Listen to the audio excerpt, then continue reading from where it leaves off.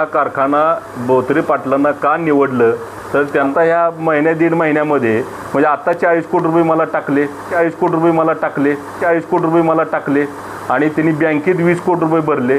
आता मला 30/9ला एमईसी बँकेत 90 कोटी रुपये भरायचे आहेत. मग एवढे 200 कोटी रुपये जर कोणाकडे उपलब्ध होत असतील तर त्यांनी उद्या कारखान्याला पैसे द्यावेत आणि आमच्या सगळ्या अटी जसं बोत्रे पाटलांच्या अटी आहेत त्या अटीवर त्यांनी आम्हाला मान्यता द्यावी. काय अडचण नाही. पंढरपूर तालुक्यातील भाळवणी येथील सहकार शिरोमणी वसंतराव काळे साखर कारखाना भाडेतत्वावर चालवण्यास देण्यात येणार आहे. याबाबत गेल्या काही महिन्यांपासून चर्चा होत्या. अनेक शेतकरी सभासदांनी त्याला विरोध केल्याचं देखील सांगितलं जात होतं.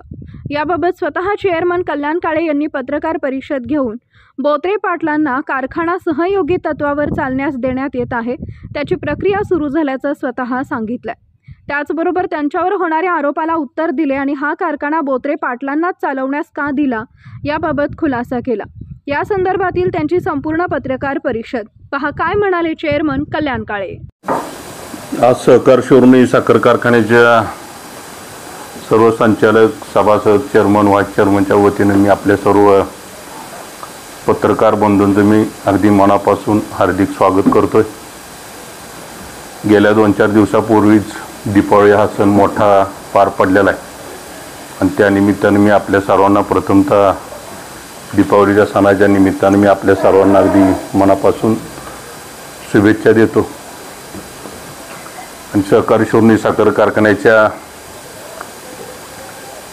मागच्या 2-3 महिन्यापासून एक वेगळ्या पद्धतीच्या सगळ्या बातम्या आपल्यापर्यंत आलेल्या होत्या आणि आतापर्यंत आम्ही अधिकृत पत्रकार परिषद म्हणा काय न बोलवता प्रथमतः पहिलं सहकार शिरोमणी साखर कारखान्याच्या सर्व सभासदांचं, कारखान्याच्या कामगारांचं, ट्रॅक्टर मालकांचं जे कारखान्यावर अवलंबून आहेत त्यांचं सर्वांचं पेमेंट प्रथमतः मला देणं क्रमप्राप्त होतं आणि म्हणून आम्ही न तुम्हाला भेटता विश्लेषण न देता आणि आमची वैयक्तिक कोणाचीही नाही, फक्त देणं ज्या सभासदांचं आहे, ट्रॅक्टर मालकांचं आहे, कामगारांचं आहे, अशांना पहिलं त्यांचं देणं देऊन त्यांची दिवाळी अतिशय चांगल्या मोठ्या थाटात चांगल्या पद्धतीने साजरी होण्यासाठी आम्ही सर्व सहकारी संचालक मंडळानं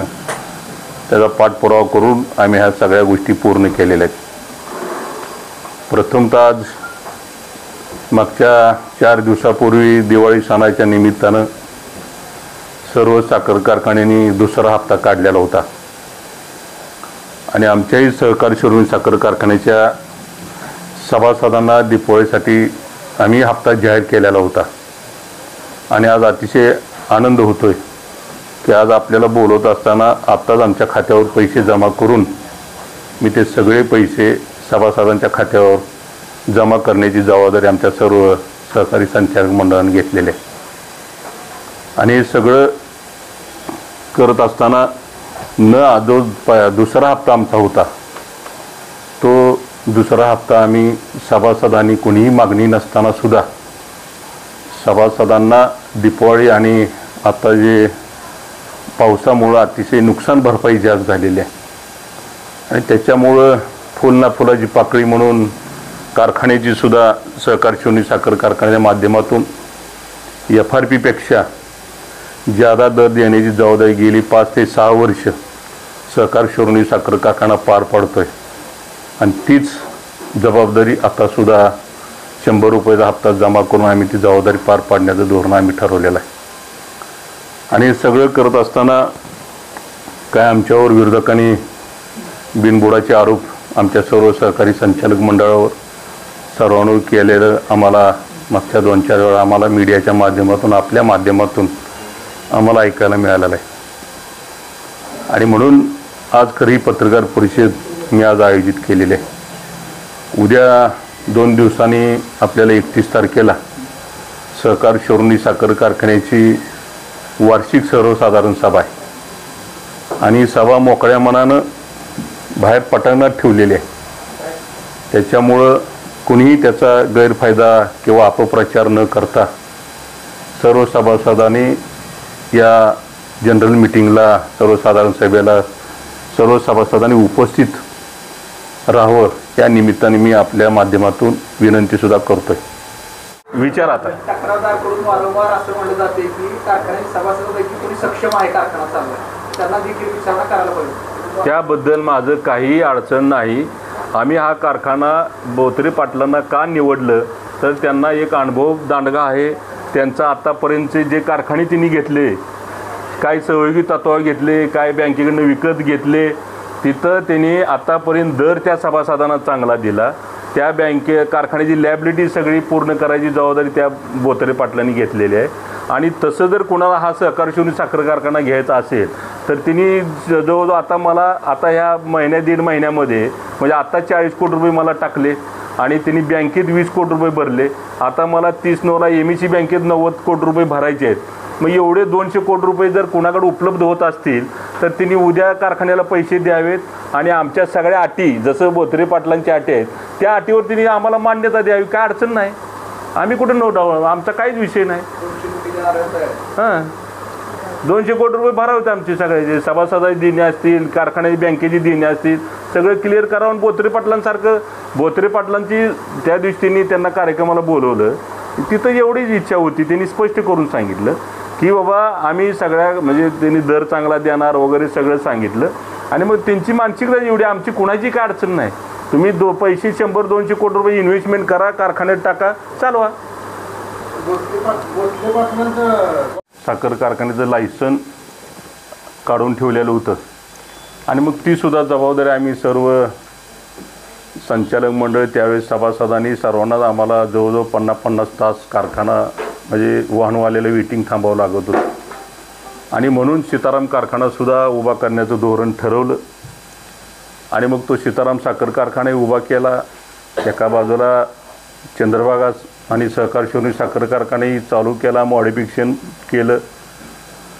आणि हे सगळं चालवत असताना, कारखानदारी उभा राहत असताना गेली 25 वर्ष मित्रांनो मी सातत्यानं अतिशय जीवापाड आणि शेतकऱ्यांचं एक मुलगा म्हणून काम करत असताना राजकीय कुठलीही स्थान माझ्याकडं नव्हतं, कुठलीही राजकीय पाठबळ नव्हतं. आणि तरीसुद्धा या दोन्ही साखर कारखान्या माध्यमातून असेल, आपल्या पतसंस्था असतील, परत बँका असतील, शिक्षण संस्था असतील, ह्या माध्यमातून सगळ्या जवळजवळ 1000 कोटीचा टर्नओव्हर गेली 15-20 वर्ष राजकीय स्थान नसतानासुद्धा अतिशय काटकसरीनं आम्ही तो टर्नओव्हर आणि कारखाने चालवण्याचा प्रयत्न आम्ही जरूर त्या पद्धतीने केलेला आहे. सांगण्याचा उद्देश एवढाच आहे की आज कारखानदारी चालवावी म्हणजे पाठबळ आणि राजकीय ताकद तेवढी मोठी उभा पाठीमागं राहिली पाहिजे असते. पण त्यातून फक्त मला लोकांचा आणि शेतकऱ्यांचा विश्वास मात्र आम्हाला त्या निमित्तानं मिळालेला आहे. कारण दादांचं राजकारण हे उभा करत असताना दादांनाही कुठली राजकीय पार्श्वभूमी नव्हती.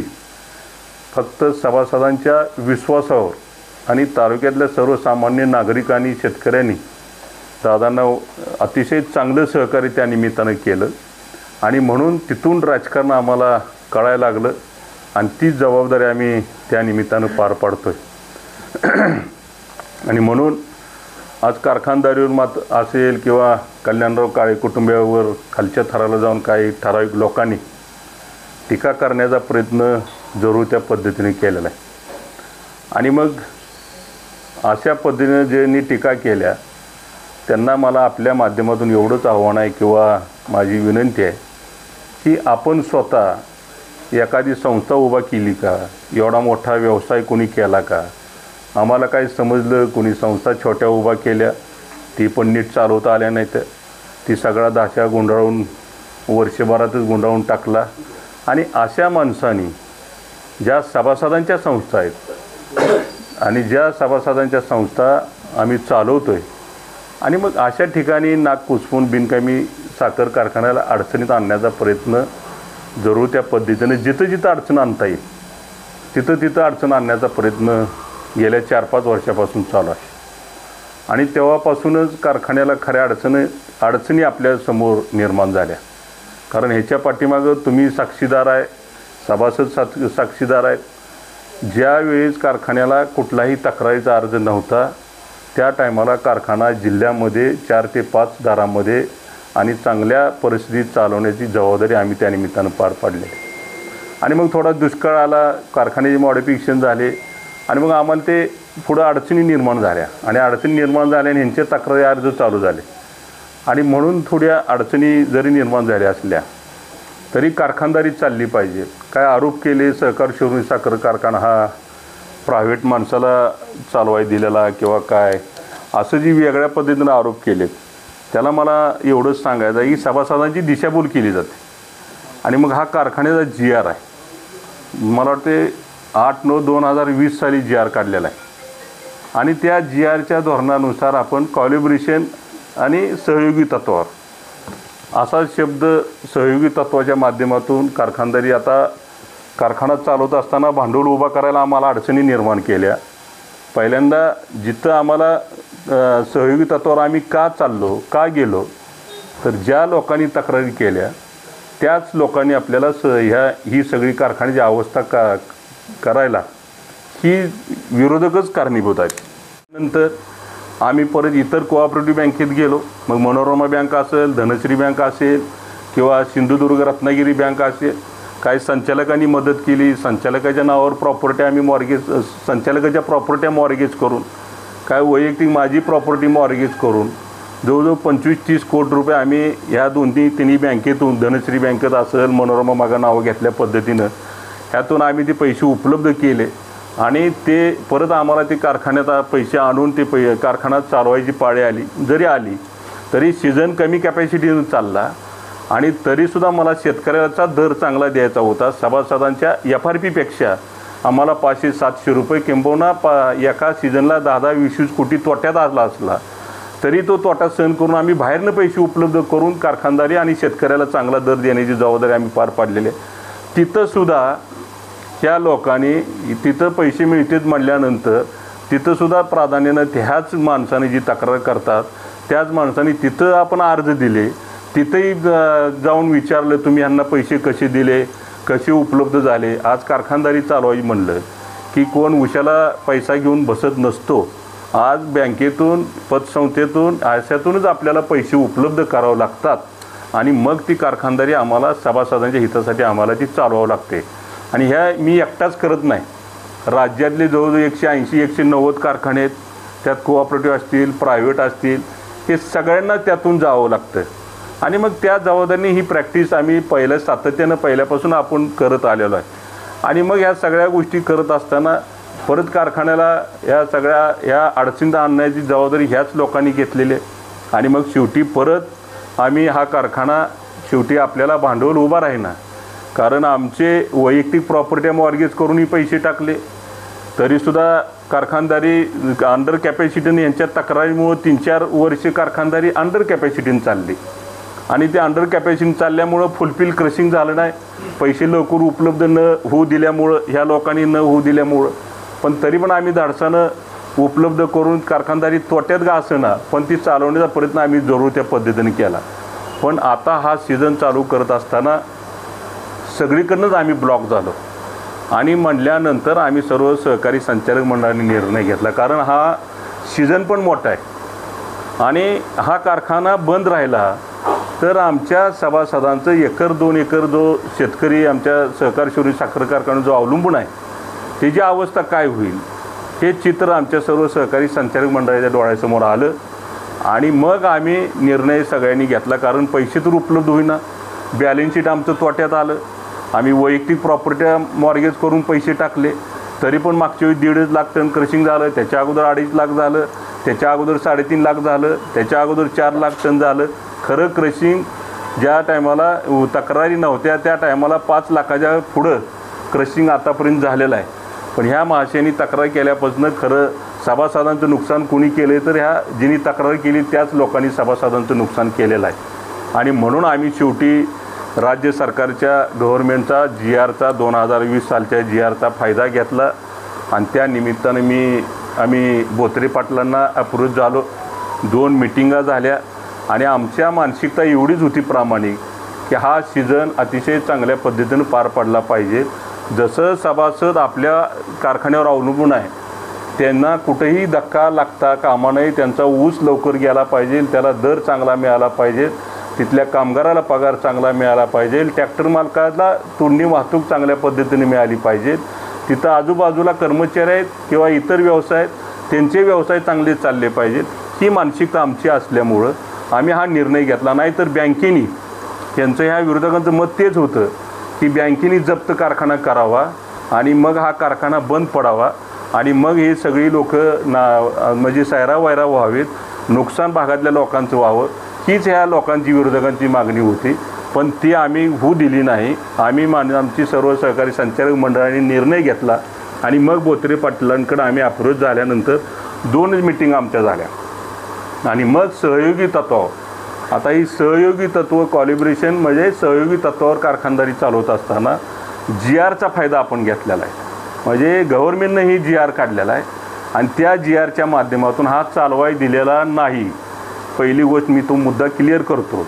हा भागीदारी तत्वावर आपण आपले बॅलन्स शीट पैसे उपलब्ध होत नसतील तर हा GR काय सांगतोय सहयोगी तत्वावरचा की संचालक मंडळ असेल, सभासद असतील, त्यांचे सगळे अधिकार शाबित ठेवून कारखान्याचे चेअरमन असतील, व्हाईस चेअरमन असतील, सर्व संचालक मंडळ असेल, हे सगळे अधिकार शाबित ठेवून हा GR असा सांगतो की एखाद्या संस्थेला पैसे आता जवळजवळ 100 कोटी रुपये ह्यावेळेस आपल्याला पाहिजे होते आणि एवढे पैसे उपलब्ध करायचे झाले तर आपल्याला आपलं बॅलन्स शीट जर कमकुवत झालं असलं आणि आमच्या वैयक्तिक प्रॉपर्टी पण अडकल्या गेल्या आणि मग या सगळ्या गोष्टीचं उत्तर कुठं आलं तर ह्या GRचा फायदा आम्ही घेतला आणि मग ओमकार शुगरनी त्यांच्या वैयक्तिक त्यांचे दुसऱ्या प्रॉपर्टी त्यांनी मॉर्गेज केल्या, दुसऱ्या कारखान्याच्यावर पैसे त्यांनी उचलले आणि मग आम्हाला ते पैसे कुठंही करार आमचा झालेला नाही, कुठंही आमची सही ॲग्रीमेंट झालेलं नाही. मग मी त्यांना म्हणलं साहेब आपल्याला आता ही सगळे प्रोसिजर पार पाडायची म्हणलं तर ह्याला जवळजवळ 6 ते 9 महिने 6 महिने आरामशीर ह्या प्रोसिजरला लागतात आणि तोपर्यंत कारखानदारी बंद ठेवायची का, आपल्या भागातल्या सभासदांचा ऊस क्रशिंग करणं बंद ठेवायचं का. तर आम्ही त्यांना विनंती केली की साहेब आम्ही सगळ्या प्रोसिजर आम्ही पूर्ण करतो, तोपर्यंत आम्हाला हात उचणे पैसे द्या आणि मग हात उचणे पैसे आम्ही त्यांच्याकडनं घेतले. त्याही माणसांनी जवळजवळ 35-40 कोटी रुपये म्हणजे 20 कोटी तर आम्हालाच डायरेक्ट दिले, राहिलेले पैसे त्यांनी बँकेत भरले कारण बँकसुद्धा आमची NPS चालली होती आणि मग तिने हे पैसे दुसऱ्या संस्थेवर तिने काढले आणि मग आपल्याला जवळजवळ ते पैसे पूर्ण करून दिले.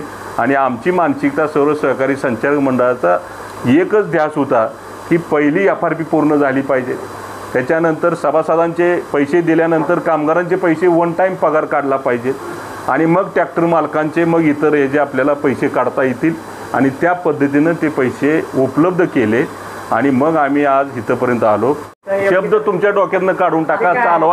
चालवायला कधी दिला जातो जर नाही का चालवाय कधी दिला जातो मी मगाशी सांगितलं की जर बँकेने कारखाना तो लिक्विडेशनमध्ये काढला आणि कारखाना लिक्विडेशनमध्ये काढल्यानंतर तो कारखाना बँक ताब्यात घेते आणि मग एखादा प्रायव्हेट माणूस मग तिथं कुणाचे अधिकार राहत नाहीत, सभासदाचे अधिकार राहत नाहीत, संचालक मंडळ राहत नाही, काही राहत नाही.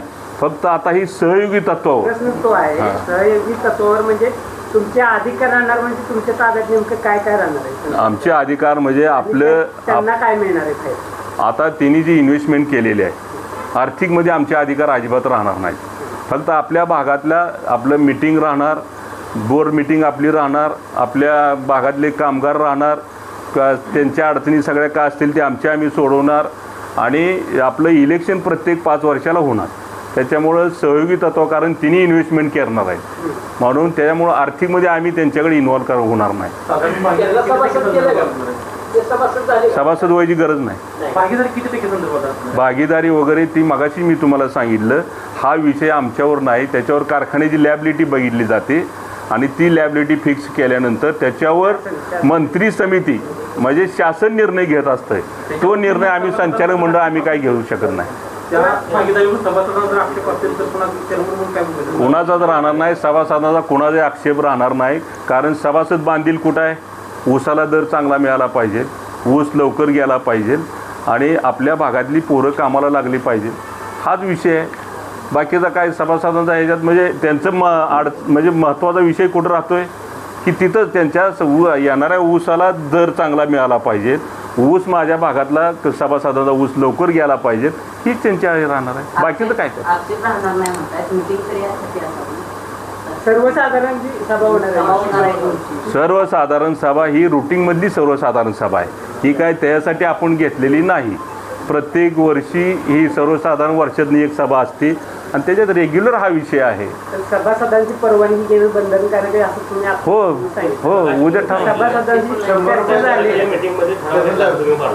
किती वर्षांनी 100 रुपये दर दिला तुम्ही त्याचा फायदा होईल का? 100% आता मला सांगा, ज्या टायमाला आम्ही हा सगळ्या चर्चा झाल्या सहयोगी तत्वावर झाल्यानंतर याचा अर्थ आम्ही चांगला चालवला नाही असं नाही, परत तुम्हाला काहीतरी म्हणजे तेवढंच मिळतं काहीतरी, तर आम्ही कारखानदारात चांगली चालवली. फक्त आम्हाला भांडवल कमी पडलं या तक्रारीमुळं. ते भांडवल उपलब्ध करायचाही पण प्रयत्न प्रामाणिकपणाने केलेला आहे, तरीसुद्धा तिथं भांडवलच कमी पडलं, म्हणून आम्ही हा निर्णय घेतलेला आहे. त्याच्यामुळं सभासदांना चांगला दर देणार. त्या आता ह्या 100 रुपयाचा जो फायदा तुम्ही म्हणताय, तर 100 रुपयाचा फायदा आज असा झाला की आता आमच्याकडे जवळजवळ 8-9 हजार एकराची नोंद होती. आता ती नोंद आज तुम्ही शेती खात्याला विचारा, आमच्या कोणीही फोन करून विचारा, जवळजवळ 15-16 हजार एकराची नोंद झाली. म्हणजे जवळजवळ 5 लाखाचं टार्गेट आता पुढच्या वर्षी हा कारखाना सीझन पूर्ण करणार आहे. करताना 5 लाख क्रशिंग पूर्ण होणार आहे. आणि हा ऊस काय बाहेरचा येणार नाही. आमची मानसिकता म्हणजे दादांचं किंवा आमचं तेच मत होतं की आमच्या सर्व संचालक मंडळात की आपल्या भागातला ऊस लवकर गेला पाहिजे, हाच उद्देश आहे. आणि आज बोत्रे पाटलांच्या माध्यमातून तुम्ही बघताय की आम्ही असा कुठला माणूस निवडला नाही की त्याला कारखान्यातला अनुभव नाही किंवा कुठला तर प्रायव्हेट दुसरा माणूस धरून आणला आहे. असं न करता ज्या बोत्रे पाटलांनी इतर कारखाने घेऊन जिथं चांगला दर देण्याची जबाबदारी त्यांनी पार पाडलेली आहे, त्याच धर्तीवर नुसते बोत्रे पाटलाचं नाव आलं तर आज एवढं मोठं मला म्हणजे त्याला बेनिफिट कारखान्याला आणि इथल्या भागातल्या सभासदांचा झाला की काय ठराविक कारखान्याची मोनोपल्ली 100% मोडीत निघणार आहे. 100% मोडीत निघणार आहे. तुम्ही आज बघा, लिहून ठेवा, अजून 1-2 वर्षांनी 4 वर्षांनी बघा काय परिस्थिती आहे. नाहीतर हा कारखाना बंद राहिला असताना ठराविक लोकांची मोनोपल्ली झाली असती. मी काही नावं घेऊ इच्छिणार आहे, पण आमच्या सभासदांचं नुकसान जास्त झालं असतं. त्यात मोनोपल्ली होऊ द्या, पण पिळवणूक कुणाची झाली असती? सभासदांची झाली असती. कल्याणराव काळेची नाही किंवा इथं भारत कोळेकर आमची व्हाईस चेअरमन बसली, यांची कुणाची पिळवणूक झाली नसती. आमचा कोणाचाही ऊस कोण पण घेऊन गेला असता. पण अर्धा एकरवाल्याला ज्याला कोण नाही त्याची मात्र इतर लोकांनी पिळवणूक केली असते. त्या साहेबांना जिनी विरोध केला त्यांना हे सुद्धा पचलं नाही, कारण सभासद त्याचा ती बघतील सगळं.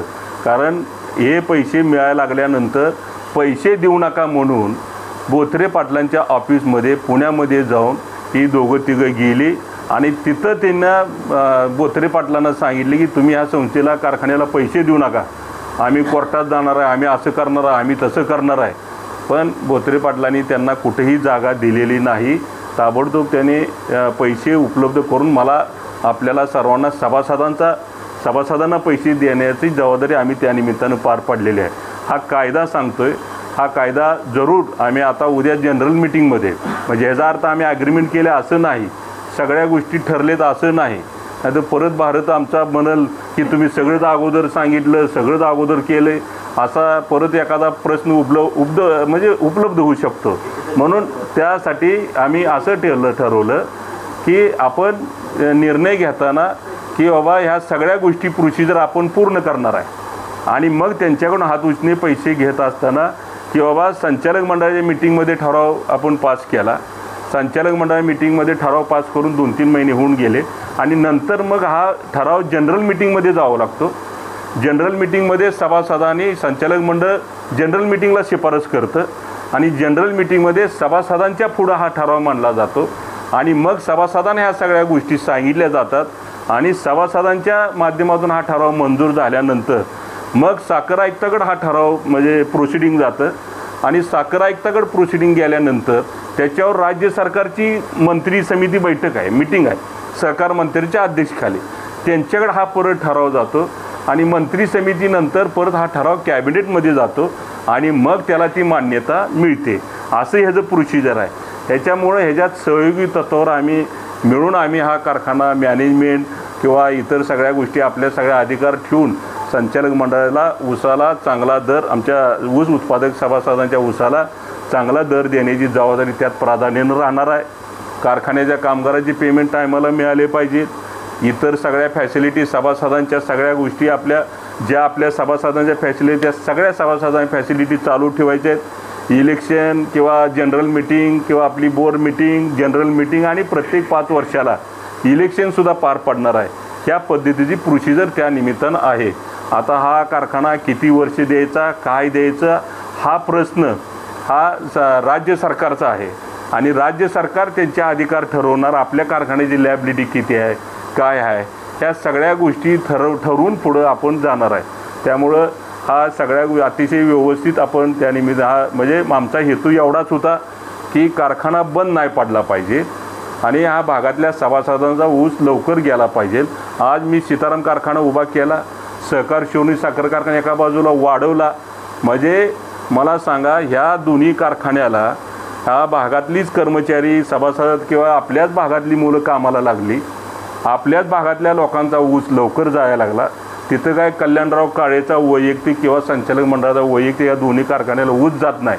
फक्त एवढंच धोरण आदरणीय दादांनी जी शिकवण आमच्यासमोर दिलेली आहे की सर्वसामान्य ऊस उत्पादक सभासदांसाठी आणि दादांचं त्या टायमाला बोलणंच होतं की काही कारखानदारांची मोनोपल्ली होती आणि मग कारखान्याचा चेअरमन ऊस उत्पादक सभासदांच्या दारात गेला पाहिजे की मला ऊस द्या मला ऊस द्या. त्याशिवाय आपल्या सभासदाची ताटमान होणार नाही आणि म्हणून त्यावेळचं धोरण आदरणीय दादांनी त्यावेळेस अवलंबलेलं होतं आणि मग ती जबाबदारी आम्ही सर्वजण मिळून पार पाडत आलेलो आहे. त्याच्यामुळे हे सगळे बिनबुडाचे आरोप आहेत. अशाला कुणी थरा देऊ नका अशी माझी विनंती आहे. त्यांच्यावरच माझा आरोप आहे की सहकार शिरोणी साखर कारखाना आरोप झाले ते खरं अतिशय चुकीच्या पद्धतीचे आरोप आहेत. कारण जी संस्था आदरणीय सहकार शिरोणी आदरणीय वसंतदादा काळे आणि त्यांच्या सर्व सहकार्याने ही संस्था उभा केलेली होती आणि केलेली आहे आणि त्या माध्यमातून गेली 25 वर्ष आम्ही त्या निमित्तानं अतिशय काटकसरीनं चांगल्या पद्धतीनं कारभार करण्याची जबाबदारी गेल्या 25 वर्ष सातत्यानं आम्ही चांगल्या पद्धतीनं पार पाडलेले. थोडे चढ उतार प्रत्येक व्यवसायामध्ये असतात हेही आम्हाला कल्पना आहे. त्याच्या मागचं 15 ते 20 वर्षापर्यंत कारखानदारी अतिशय चांगल्या पद्धतीने चालवली. कुठलाही तक्रार अर्ज नसताना साखर कारखाना आपण गेल्या 20 वर्षामध्ये सातत्यानं सोलापूर जिल्ह्यामध्ये 4 ते 5 क्रमांकावर असणारा कारखाना दराबाबतीत आम्ही तो सातत्यानं ठेवण्याचा प्रयत्न केलेला आहे.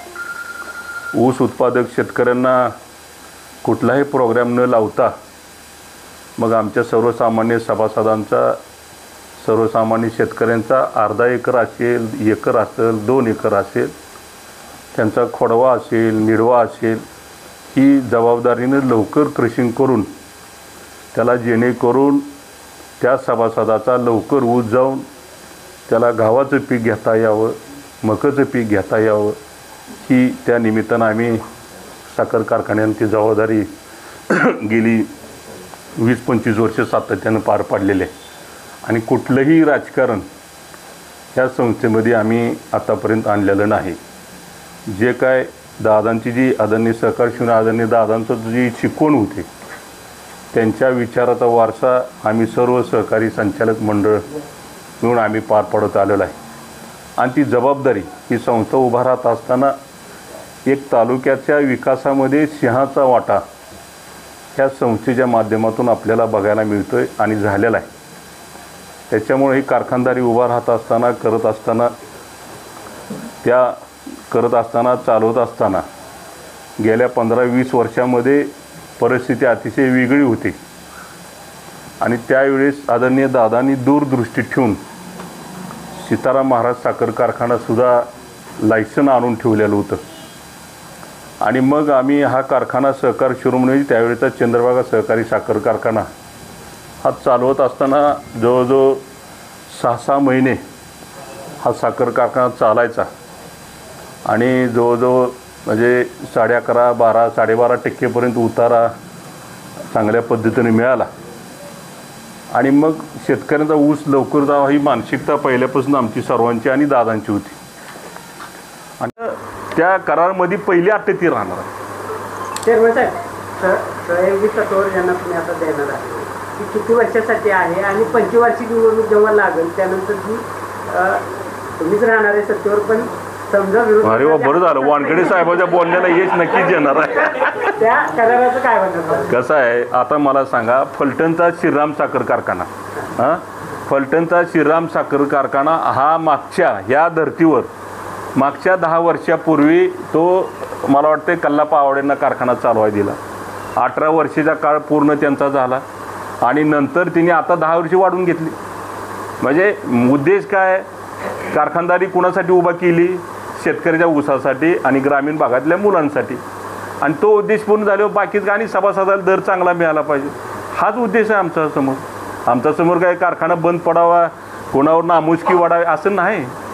आणि ज्याला कोणाला तक्रार करायची त्यांनी स्वतः उभा करा ना, काहीतरी दाखवा ना समोर, सभासदांपुढं, शेतकऱ्यांपुढं, तालुक्यापुढं किंवा तुमच्या पुढं.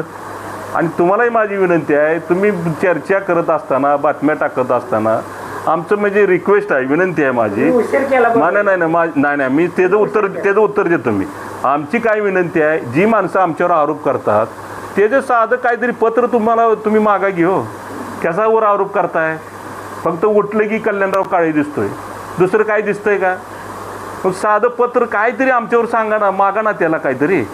आणि आम्ही का बोललो नाही? आम्ही जर दुसऱ्या दिवशी उत्तर द्यायला लागलो असतो, त्यांना काही काम नाही, आम्ही उत्तर द्यायला लागलो असतो तर त्याचा विपर्यास झाला असता. आणि मला पहिलं काम मला काय करायचं होतं, मला हे पैसे व्यवस्थित शेतकऱ्यांचे मला पहिले द्यायचे होते आणि मग कामगाराचे पगार सगळे मला द्यायचे होते. मी जर ह्याला उत्तर देत बसलो असतो तर ही लगेच म्हणलं असता, या उद्या शिवाजी महाराजांच्या चौकामध्ये तिथं द्या उत्तर. मग कुणी असला म्हणजे मी काय असं म्हणजे कुठंतरी असं वेगळ्या पद्धतीने अपप्रचार केला जात असता. आणि माझी मानसिकता, आमचं सर्व संचालक मंडळाचं मत एवढंच होतं, गुपित का ठेवलं की पहिलं मला सभासदांचे पैसे द्यायचे होते. आता सीझन मला चालू करायचा होता तर जवळजवळ 40 कोटी रुपये इन्व्हेस्टमेंट झाली. तेव्हा आता उद्या 5-6 तारखेपासून सीझन चालू होणार आहे. एवढं सोपं नाही मित्रांनो. आणलेली आहे सभासदांच्या म्हणजे त्यांच्यामध्ये सभासदांचा जो विश्वास आहे तो विश्वास तसाच राहिलेला आहे. कारण मी बैल 1-2 इलेक्शन त्यांनी केले, त्याच्या अगोदर बिनविरोध इलेक्शन आपलं झालं. नंतर ह्याच माणसांनी 2 वेळा इलेक्शन लावण्याचा प्रयत्न केला, तरीसुद्धा तिथं टेम्पो भरून पुरावे पुढं आणले, एवढा अपप्रचार केला. पण सभासदांनी 2 टर्मला त्यांना त्यांची जागा दाखवलेली आहे. आणि त्याच्यामुळं सभासदांनी त्याच टायमाला ह्या माणसांना खड्यासारखं बाजूला काढलेलं आहे. फक्त दिशाभूल करायची. आणि माझी तुमच्या सर्वांच्या माध्यमातून एकच विनंती आहे की एवढे आरोप गेल्या 5-6 महिन्यात या 4-5 वर्षामध्ये आमच्यावर झाले, त्या एक तरी आरोप सिद्ध झाला का? फक्त आरोप कुठले सिद्ध झाले? म्हणजे आरोप तर सिद्ध झालाच नाही, फक्त अडचण एवढी झाली की आमच्या सभासदांना न्याय लवकर मिळाला नाही. म्हणजे तुम्ही अजूनही काढा, रेकॉर्ड करा, ज्या दिवसापासून तक्रारी चालू झाल्या त्या दिवसापासून खरी सभासदांच्या परपंजाला आणि कारखान्याला गरगर लागली. त्याच्या अगोदर सगळ्यात चांगला टॉपमध्ये कारखाना हा चालत होता. त्याच्यामुळं हे सगळी ही जबाबदारी जिने अडचणीत आणलं आहे ह्या लोकांची सगळी जबाबदारी त्याच लोकांवर त्यांनीच हा खरं अडचणीत आणण्याचा प्रयत्न जरूर त्या पद्धतीने केलेला आहे. त्याच्यामुळं जास्त वेळ न बोलता अजून कोणाला काय असलं तर सांग. अनुभव घेत असताना सातत्याने अडचण येत असताना किंवा उपाययोजनेचा किंवा धोरणात्मक निर्णय घ्यायचा चेअरमन म्हणून संचालक काही प्रयत्न केले? सगळे प्रयत्न आपण केले, पण काय झालं, central government, state government interfere होत असते. आज प्रत्येक कारखाना, आज काय माझीच कारखानदारी अडचणीचं असं नाही. आज राज्यातल्या तुम्ही कारखानदारीकडे जावा, 70-80% कारखान्याचे चेअरमन रात्रभर झोपत नाहीत. माझी परिस्थिती तशी होती मागच्या 2-4 वर्षात. आता ह्या 2-4 दिवसात झोप लागायला लागली. इतकं सोपं नाही. मला काय झोप लागत नाही म्हणजे मला कोणाचं नुकसान करायचं नाही. आमच्यावर जो विश्वासाने ऊस घातला आहे त्याला पैसे मला मिळाले पाहिजेत, ही मानसिकता. या तक्रारी अर्ज केल्यामुळे उठली की आम्ही बँकेच्या दारात आहे. हो, दुसरं कामच नाही आम्हाला काय सुचलं. मागापासून सातत्यानं उल्लेख करतात की तक्रार दिल्यामुळे तर त्या तक्रारीमध्ये इतकं असू शकतं काहीच नाही. हो, तथ्यच नाही. काय मी तीच सांगितलं, एक तथ्य सिद्ध करून दाखवा तुम्ही. फक्त अडचण काय झाली, त्यांच्यावरती अब्रू दावा वगैरे काही आता काय होतं माहिती आहे का, अब्रू नुकसानीचा दावा बिवा ह्या गोष्टी आपण करत बसण्यापेक्षा त्यांनी शहाणं व्हावं असं मत आहे. अजूनही वेळ गेली नाही. उद्या सगळ्या सभासदांपुढे तिने हात जोडावेत, बाबा ही असं निर्णय योग्य तिने घेतलेला आहे अशी माझी प्रामाणिक इच्छा आहे की उद्या सभासदांपुढं तर निदान हात जोडावं तिने की बाबा माझं इथनं पुढं सगळं पार पडलं, आता इथनं पुढं मी कुठलीही तक्रार करणार नाही. आम्ही सभासद इथंच करतोय ना. अहो तीच उद्या त्यासाठीच मिटिंग लावली आपण. म्हणजे मिटिंग उद्या सर्वसाधारण सभा 31 तारखेला आहे आणि रुटीनमध्ये आहे. त्यासाठी वेगळ्या पद्धतीने लावली असं पण नाही. रेग्युलर वर्षातून एकदा आम्हाला सर्वसाधारण सभा घ्यावी लागते. त्याच्यात उद्या विषय आम्ही घेतलेला आहे आणि हा निर्णय झाल्यानंतर मग साखर आयुक्तांना प्रस्ताव जाणार, मग साखर आयुक्ताची शिफारस स्टेट गव्हर्नमेंटला जाणार आणि मग सहकार मंत्र्याची कमिटी आहे त्याच्यावर आणि ती कमिटी गेल्यानंतर मग कॅबिनेट पुढे जाणार आणि मग हा निर्णय होणार. असं कुठलंही नाही आणि ह्याच्यात कुठेही सभासदाला बाधा येणार नाही. चालवा नाही आम्ही चालवणार आहे सहयोगी. हां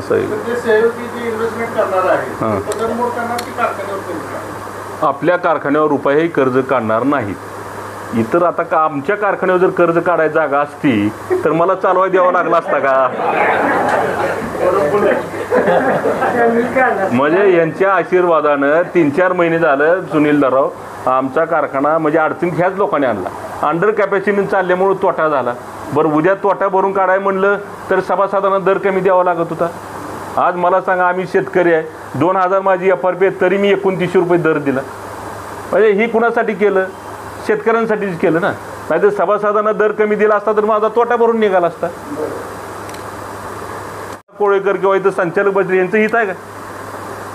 असं आहे ना. असं काही पण करण्यात मजा नाही ना. उद्या आता तरी शान व्हावं, उद्या हात जोडून तिने ह्या सपोर्टला आणि कुठल्याही सभासदाला विचारा, शेतकऱ्याला विचारा, हा जो निर्णय झाला आहे तो योग्य निर्णय झालेला आहे. नाहीतर काय परिस्थिती कारखानदारीत चालतं हे सगळं आम्हाला माहिती आहे. आम्ही ती केलं नाही म्हणून आम्ही पाठीमागं राहिलो. तोच प्रश्न पुन्हा राहतोय सभासदांना. आम्हाला बँकेत जावं लागतं आणि बँकेत पैसे उपलब्ध व्हायला लागले की गेल्या 4-5 वर्षात तिने सातत्यानं तिथं अर्ज द्यायचा आणि मग पैसे उपलब्ध 2 दिवसात खात्यावर जमा होणार म्हणलं की काहीतरी अर्ज द्यायचा. मागच्या वेळी थक आम्ही राज्य सरकारने जवळजवळ 18 कोटी थक आम्ही मंजूर केली आणि 18 कोटी थक आम्ही मंजूर करत असताना ताबडतोब पैसे 2 दिवसात खात्यावर जमा होणार म्हणलं की ह्याच लोकांनी माझ्याकडे त्याची प्रूफ आहे. गोडाऊनमधनं साखर 50,000 पोती चेअरमन आणि संचालक मंडळाने विल्हेवाट लावली किंवा मार्केटमध्ये दुसऱ्या पद्धतीने काय आणलं असा काहीतरी अर्ज केला, 50,000 पोती गायब केली. आणि त्याच्यामुळे मित्रांनो काय झालं की फरक एवढाच पडला की पैसे 2 दिवसात जमा होणार आहे. त्या बँकेने ती होल्ड केले पैसे आणि त्या अर्जाची चौकशी लावली आणि त्या अर्जाची चौकशी लावल्यामुळं त्याला 3 महिने गेले. मला पैसे जून-जुलैला मंजूर झाले होते आणि ते पैसे त्या टायमाला जर मला उपलब्ध झाले असते तर मी ताबडतोब शेतकऱ्यांची देणी HNTला पैसे मेंटेनन्सला खर्च करता आले असते. त्याच्यामुळे 3-4 महिने मला त्या चौकशीत गेले आणि ते पैसे कारखाना चालू व्हायच्या अगोदर 8 दिवसात आम्हाला परत चौकशीमध्ये काहीच साध्य झालं नाही. एका पोत्याचा सुद्धा घोळ झालेला नाही. आणि मग त्याच्यामुळं फक्त तोटा एवढा झाला आमच्या सभासदांचा की 3 महिने पैसे पहिल्यांदा मिळायला पाहिजे होते ते उशिरा मिळाले. मला HNTला पैसे देता आले नाहीत. त्याच्यामुळे वाहनवाल्यांना टोळ्या उपलब्ध झाल्या नाहीत आणि म्हणून पैसे उशिरा मिळाल्यामुळं मी लॉसमध्ये गेलो. आणि मग तिथून आम्हाला अडचणी अशा येत गेल्या. परत आम्हाला पैसे आपल्याला राज्य सरकारने गव्हर्नमेंटने 146 कोटी रुपये दिले. आता हे 146 कोटी रुपये काय कारखान्या खात्यावर डायरेक्ट आलेले नाहीत. MEC बँक आमची लीड बँक आहे. MEC बँकेच्याच माध्यमातून ते पैसे उपलब्ध झाले. गव्हर्नमेंटने MEC बँकेला थक आम्ही दिली. जे बाकीच्या कारखान्याला NCDCच्या माध्यमातून जे पैसे आले ते पैसे डायरेक्ट कारखान्याच्या खात्यावर आले आणि आमचे जे पैसे आले MEC बँकेने 5 कारखाने त्यात घेतले अजितदादांनी आणि त्यावेळेच्या मुख्यमंत्र्यांनी घेतले आणि त्यात आपल्या कारखान्याचं नाव होतं. आणि मग आम्हाला त्यांनी सांगितलं की 9% व्याजाने NCDCचे पैसे मिळतात आणि MEC बँकेचे पैसे 7% व्याजाने मिळतात. मग तुम्ही NCDCकडे कशाला जाता? 7%नंच पैसे घ्या. आणि मग ते पैसे आम्ही दादानी आता राज्य सरकारनं थक आम्ही दिली म्हटल्यानंतर आम्ही ते यस केलं आणि मग ते सगळे तिची पूर्तता पूर्ण केली आणि ते पैसे सगळं ऑन अकाउंट आले. त्यांनी त्या बँकेचे पैसे भरून घेतले, काय इतर बँकेनं पैसे पाठवले, जवळजवळ 102 कोटी रुपये आमचे बँकेलाच गेले. राहिलेले पैसे FRP पूर्ण करण्यासाठी डायरेक्ट शेतकऱ्याच्या खात्यावर गेले, जवळजवळ 26-26.5 कोटी रुपये डायरेक्ट शेतकऱ्याच्या खात्यावर गेले. आणि मग त्यातून राहिलेले पैसे आम्ही त्या सीझनला वापरले. काय कामगाराची देणी होती, काय प्रॉव्हिडंट फंड आहे, सगळा त्याचा पुराव्यानिशी 1 रुपयाचा विनियोगमध्ये 1 रुपयाचा इकडं तिकडं अजिबात फरक नाही. आणि या सगळ्या गोष्टी आम्ही शेवटी सभासदांच्या हितासाठी केल्या. आणि मग सांगण्याचा उद्देश एवढा होता, त्या टायमाला सुद्धा पैसे मंजूर झाले म्हणलं की ह्यांनी लगेच ह्या महाशयाने तिथं बँकेत अर्ज दिला आणि मग ते पैसे आम्हाला 2 टप्प्यात मिळाले. ते सुद्धा 1 टाईममध्ये पैसे मिळाले नाहीत. कारण पहिले पैसे दिले, परत आम्हाला चौकशी पूर्ण झाली तर राहिलेले पैसे त्याला 6 महिने गेले. म्हणजे ह्या सातत्यानं खऱ्या अर्थानं सर्वसामान्य सभासदांच्या म्हणजे जिथं सर्वसामान्य सभासदा हिताचं धोरण आम्ही घेतो आहे तिथं मात्र मिठाचा खडा टाकायची जबाबदारी ह्याच साहेबांनी महाशयांनी प्राधान्यानं केलेली आहे. आणि आता उलट तेच आम्हाला ताज्या घडामोडी जाणून घेण्यासाठी शिवशाही न्यूज यूट्यूब चॅनलला सबस्क्राईब करा. आपण हा व्हिडिओ फेसबुकवर पाहत असाल तर फेसबुक पेज फॉलो करा आणि शिवशाही न्यूज.com या आपल्या वेबसाईटलाही भेट द्या.